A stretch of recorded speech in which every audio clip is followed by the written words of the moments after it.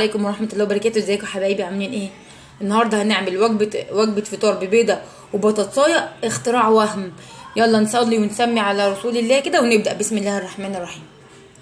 دلوقتي انا جبت 3 بطاطسات اهم زي ما حضراتكم شايفين، قشرتهم، وبيضايه وطماطمتين وقرنين فلفل كوبي. يلا نسمي ونصلي على الله كده.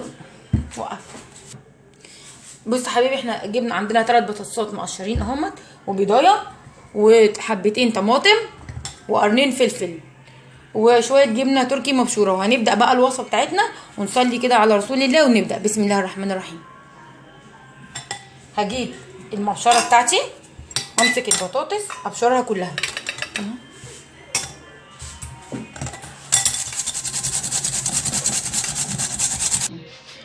بصوا حبايبي، دلوقتي احنا بشرنا ال3 بطاطسات بتوعنا زي ما انتم شايفين كده. وهنجيب بقى الطماطم نقطعها حتت صغيره، نقطعها كده صغيره. بسم الله، نسمي الله كده. اهم حاجه تبقى قطع صغيره خالص. دلوقتي احنا حبايبي قطعنا الطماطم زي ما انتم شايفين، هنقطع برده الفلفل زيها كده بالظبط، قطع صغيره خالص. لو بتحبوا فلفل حامي حطوا عادي، بس عشان لو في حد ما بيحبش الفلفل الحامي ده وهيديها طعم حلو جدا برده زيه زي الحامي. نبدا زي ما حضرتك شايفين كده هنقطعهم. دلوقتي احنا قطعنا الفلفل زي ما حضراتكم شايفين والطماطم، وهنحط على البطاطس شويه ملح صغيرين، قيمه معلقه شاي صغيره، وحبه فلفل اسمر. وانا كان عندي كام قطعه بيفي قطعتهم وشويه جبنه تركي. نبدا بقى. بسم الله. دلوقتي حضرتك احنا حطينا عليهم ملح وفلفل اسمر. هنجيب صينيه صغيره مدهونه سمنه وهنحط فيها البطاطس كده. بسم الله. وهنفردها فيها كلها.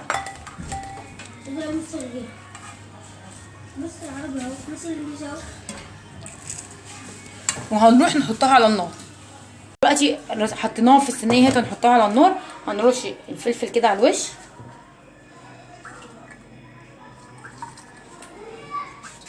والطماطم،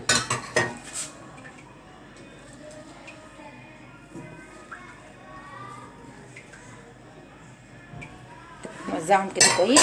وبعدين نحط البيفي بتاعنا اهو،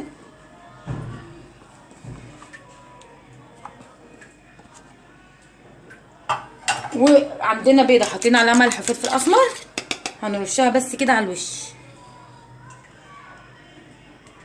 ونسويها كلها كده كويس.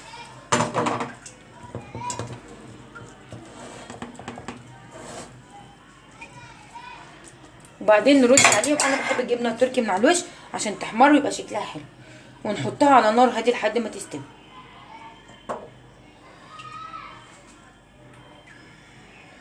وبعد كده هنغطيها ونحطها على نار هاديه. حبايبي احنا هنشوف البطاطس بتاعتنا عملت ايه. شايفين شكلها عامل ازاي؟ هنحطها تحت الشوايه 3 دقايق بالظبط الوش يحمر.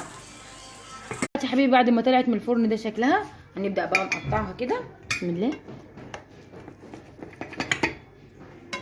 زي ما انتوا عايزين نقطعها حلو كده. بسم الله. وبألف هنا وشفا، وبألف هنا وشفا، بألف هنا وشفا على الكبوس. حلوه ازاي؟ ووجبه جميله جدا ومتنفع فطار وتنفع غدا.